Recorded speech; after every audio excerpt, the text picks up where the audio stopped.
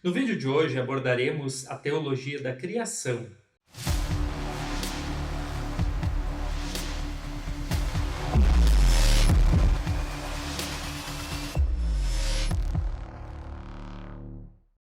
Shalom, tudo bem com vocês?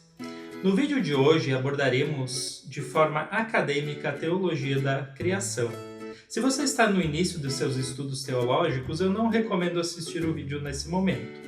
Vou falar de forma acadêmica e muitas coisas podem soar de forma desconfortável à fé. Mas se você já tem um caminho nos estudos teológicos, espero poder te ajudar no aprofundamento da teologia da criação. Tudo o que será abordado aqui está respaldado na literatura de alta qualidade e nas melhores pesquisas disponíveis. Sou Gustavo Schmidt, sou doutor em Antigo Testamento e te convido a nos aventurarmos na teologia da criação. Vamos lá? Antes de abordar a teologia da criação, precisamos ter algumas coisas claras. A primeira delas é a profundidade com que nos achegamos ao texto bíblico. Há muitas formas de lidar com o texto bíblico.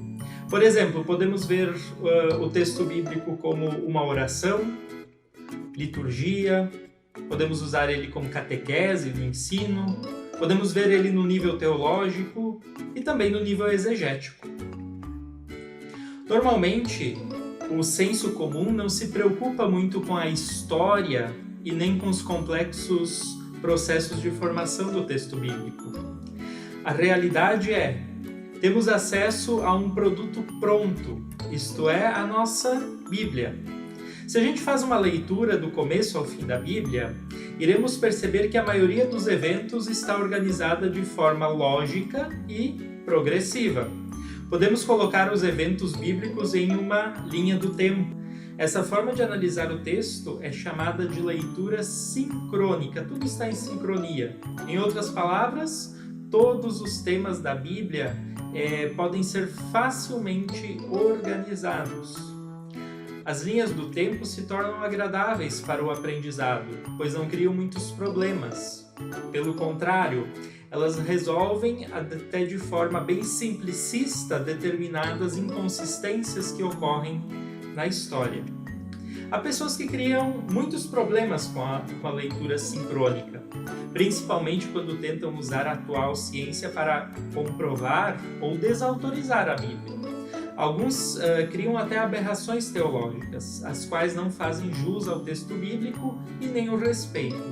Um exemplo bem simples disso, por exemplo, a criação versus os dinossauros. Modernas escavações descobriram fósseis de dinossauros. Empiricamente sabemos que eles existiram. Questionar ou até mesmo negar a existência desses animais em favor do texto bíblico simplesmente não respeita o próprio texto bíblico. As pessoas que escreveram os textos bíblicos simplesmente não tinham as informações científicas que nós dispomos hoje.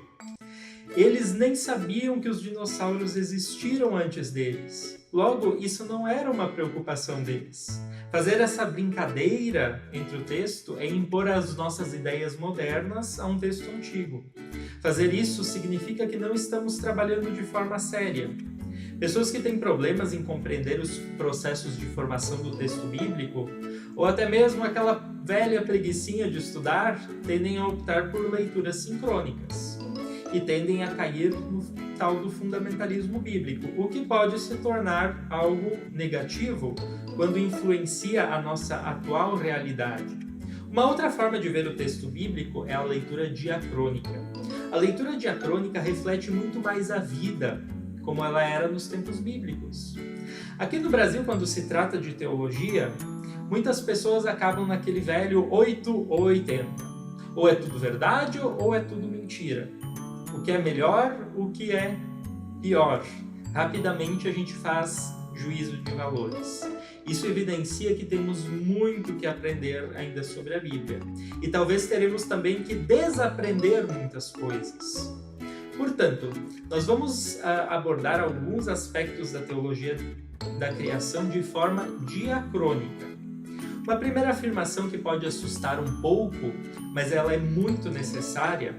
A fé na criação é um evento bem tardio em Israel. Antes do 7º ou 6º séculos antes de Cristo, é muito provável que Javé não era venerado como o criador do mundo. Israel estava envolto no mundo cananeu, no qual havia muitos mitos da criação. Mito não é sinônimo de mentira. Um mito é uma narrativa de caráter simbólico e imagético. Isto é, o mito não é uma realidade independente, mas ela evolui com as condições históricas e étnicas relacionadas a uma determinada cultura. O mito procura explicar e demonstrar por meio da ação e do modo de ser dos seus personagens a origem das coisas. As origens da fé em Javé estavam focadas em atos salvíficos de Javé. Israel demonstrou um grande amadurecimento teológico quando reconheceu Javé como criador de tudo. O grande biblista Gerhard von Rad afirma: a verdade é que no antigo Israel, a fé em Javé era compreendida exclusivamente como fé salvífica, baseada em determinadas experiências históricas, como sem dúvida podemos deduzir das fórmulas de confissão mais antigas. É importante observar como no Deutero Isaías, Israel combinou a fé salvífica, isto é, aquela fé baseada em eventos históricos, com a fé da criação. No Deutero Isaías, as referências à criação do mundo reforçam a ideia de que Javé está disposto a ajudar o seu povo. Enfim, até mais ou menos o exílio babilônico, Israel não tinha uma fé na criação. Mas o que era importante então? Javé havia criado Israel.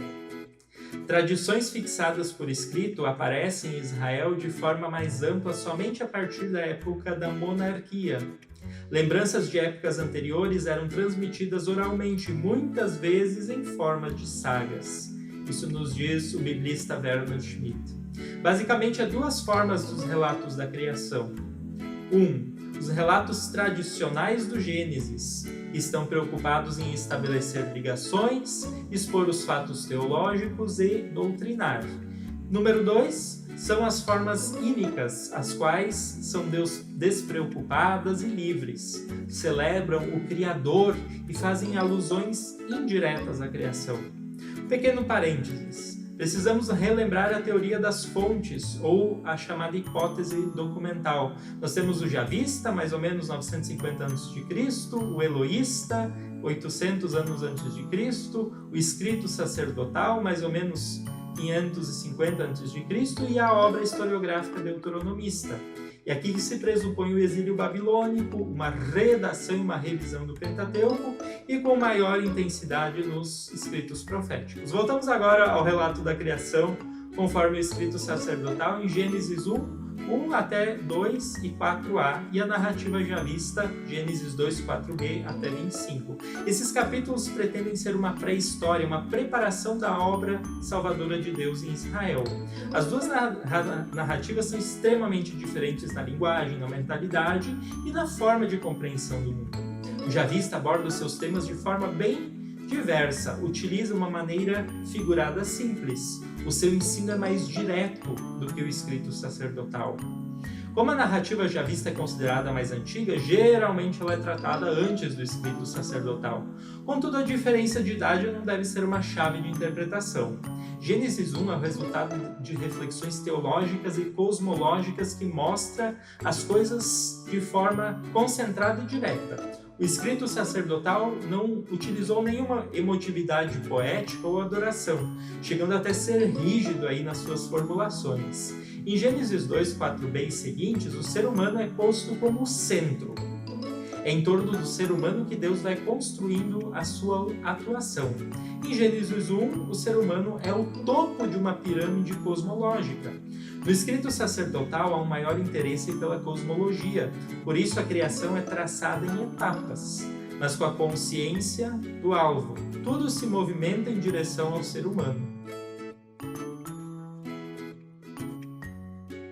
O caminho que percorremos até aqui demonstrou que há diferenças básicas nos relatos da criação e como eles surgiram com o passar do tempo e com os contextos diferentes.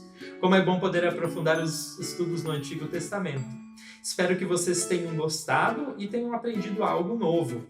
Nos próximos vídeos nós continuaremos aprofundando ainda mais os temas relacionados com a criação.